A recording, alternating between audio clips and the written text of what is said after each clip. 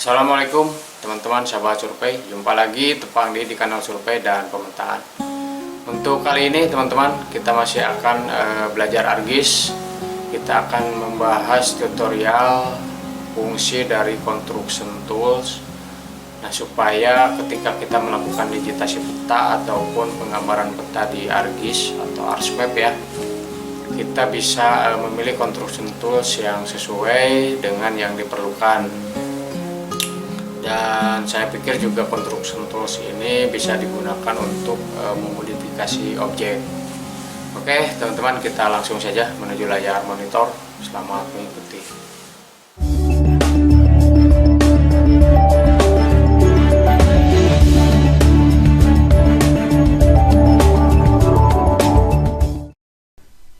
Nah, untuk memunculkan atau menampilkan construction tool, kita bisa pilih di layar table of content. Kita klik di sini, kemudian kita klik kanan, lalu kita pilih edit fitur, kemudian start editing.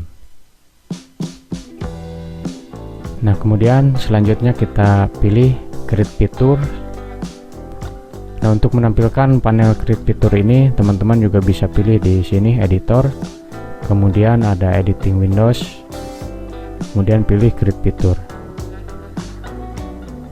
Kemudian untuk construction tool ada di kanan sebelah bawah, kita klik di polygon di panel create fitur. Nah, di sini sudah nampak beberapa tools yang bisa kita gunakan. Nah, untuk menggambar wilayah yang tidak beraturan seperti halnya wilayah administrasi, kita bisa memilih tools polygon di sini. Kita klik saja polygon.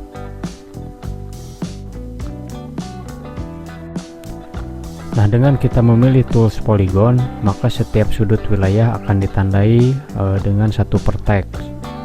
Vertex itu adalah titik-titik yang terbentuk setiap kita mengklik mouse.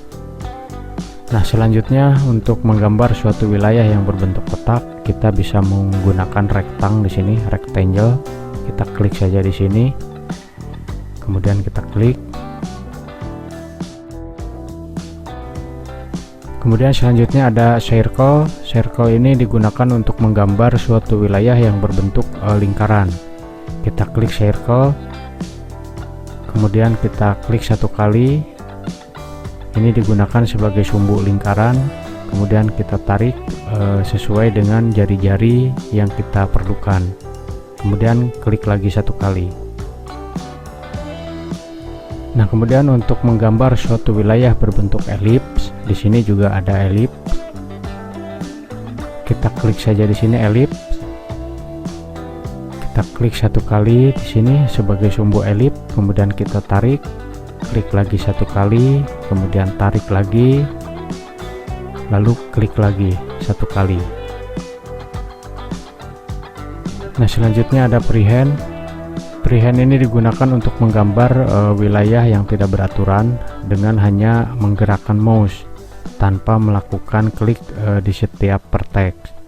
Jadi kliknya hanya di awal dan di akhir sehingga berbentuk suatu wilayah.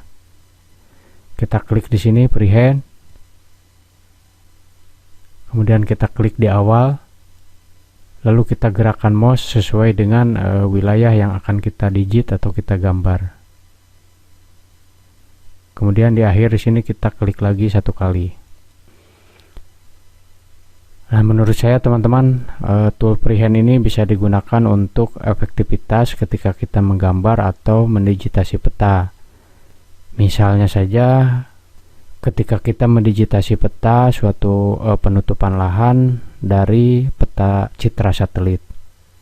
Hanya saja yang perlu diperhatikan ketika kita menggunakan tool freehand ini, jangan sampai tangan kita tersenggol, karena itu akan mengakibatkan melenceng atau keluar dari objek atau wilayah yang seharusnya kita digit atau kita gambar. Nah, lalu berikutnya ada autocomplete polygon. Autocomplete polygon ini berfungsi untuk menyambung polygon dan kita tidak perlu mengklik di sekelilingnya, cukup menyambung dari polygon yang sudah ada. Kita klik di sini auto complete polygon. Kemudian kita select atau kita pilih poligon yang akan kita sambung. Misalnya ini. Kemudian kita klik lagi poligon di panel create feature. Lalu kita pilih kembali auto polygon. Kemudian kita mulai digit di sini. Misalnya kita awali di tengah. Kemudian kita klik. Lalu ke tengah kembali di sini. Double klik di sini 2 kali ya. Nah, maka untuk poligon yang baru ini juga sudah berhimpit di poligon yang sudah ada. Kita klik 2 kali di sini. Nah, kemudian selanjutnya ada autocomplete freehand. Autocomplete freehand ini mirip dengan autocomplete polygon, hanya saja kita cukup mengklik 2 kali, yaitu di awal, kemudian di akhir. Kita pilih autocomplete freehand, kemudian kita klik di sini. Misalnya kita tidak perlu mengklik, kita ikuti saja pergerakan mouse, kita masukin lagi di dalam di sini, kemudian kita klik lagi 1 kali. Nah, maka poligon dari autocomplete freehand ini sudah berhimpit dengan poligon yang sudah ada sebelumnya. Nah, kemudian bagaimana dengan objek yang berwujud atau berbentuk polyline atau garis? Nah, ini sebetulnya mirip juga dengan poligon, hanya saja perbedaannya untuk polyline ini kita hanya menggunakan tools line. Nah, baik, kita aktifkan terlebih dahulu untuk layar polyline di katalog.